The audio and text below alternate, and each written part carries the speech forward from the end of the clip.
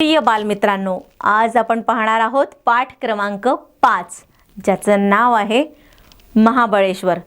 बघा, आपल्याला अनेकांना फिरायला आवडतं। आई-बाबांसोबत आपण अनेक ठिकाणी फिरायला जातो आणि प्रामुख्याने हिवाळ्यामध्ये किंवा थंड हवेच्या ठिकाणी जायला आपल्याला खूप आवडतं।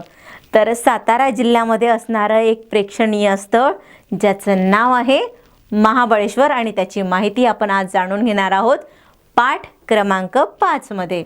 महाबळेश्वर हे सर्वांना आवडणारे प्रेक्षणीय स्थळ आहे। ते सातारा जिल्ह्यात असून थंड हवेचे ठिकाण म्हणून प्रसिद्ध आहे। समुद्र सपाटीपासून सुमारे 1352 मीटर उंच व पश्चिम घाटांच्या रांगेत वसलेले निसर्गरम्य असे हे पर्यटन स्थळ आहे। निसर्गाचे अप्रतिम सौंदर्य लाभलेले उंच उंच पर्वतांमध्ये वसलेले महाबळेश्वर जगभरातील पर्यटकांना आकर्षित करते। उंच उंच डोंगर, प्रत्येक वळणावर घाटांचा रस्ता, खोल दऱ्या डोळ्यांचे पारणे फेडतो। चारही बाजूंनी हिरवळ मनाला मोहित करते। हे शहर पुणे शहरापासून सुमारे 120 किलोमीटर तर मुंबईपासून 285 किलोमीटर अंतरावर आहे। पूर्वी मळकीमपेठ, जुने क्षेत्र महाबळेश्वर आणि शिंडोळचा भाग अशा 3 गावांना मिळून आताचे महाबळेश्वर हे तालुक्याचे ठिकाण निर्माण झाले आहे। महाराष्ट्र, तेलंगणा, कर्नाटक, आंध्र प्रदेश या 4 राज्यातून वाहणाऱ्या कृष्णा नदीचा उगम याच शहरामधून झाला आहे। हे शहर स्ट्रॉबेरीसाठी खूप प्रसिद्ध आहे।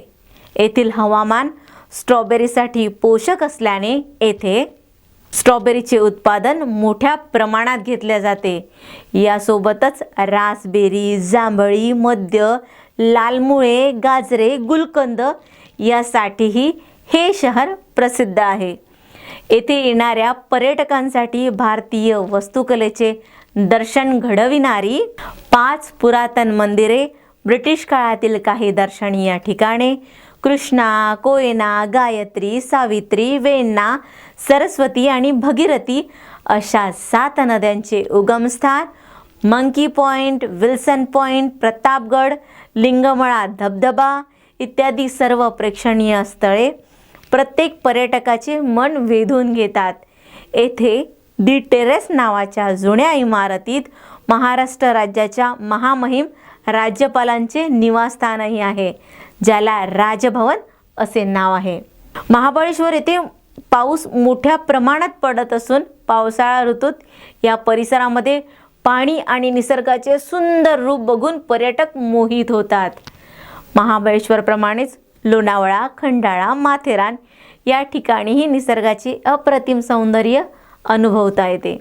येथील बाजारपेठा खूप प्रसिद्ध असून येथील स्वेटर, चमड्याचे पट्टे, लोकरीचे कपडे, चमड्याची पाकिटे, चणे, फुटाणे, स्ट्रॉबेरी इत्यादी वस्तूंची मोठ्या प्रमाणात विक्री होते। महाबळेश्वर जवळच वाई आणि पाचगणी ही प्रेक्षणीय स्थळे असून पर्यटकांना एकाच प्रवासात या 3ही ठिकाणांच्या नैसर्गिक सौंदर्याचा आस्वाद घेता येतो।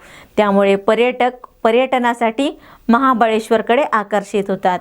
विशेषतः उन्हाळ्यात येथे पर्यटकांची मोठ्या प्रमाणात गर्दी झालेली पाहायला मिळते।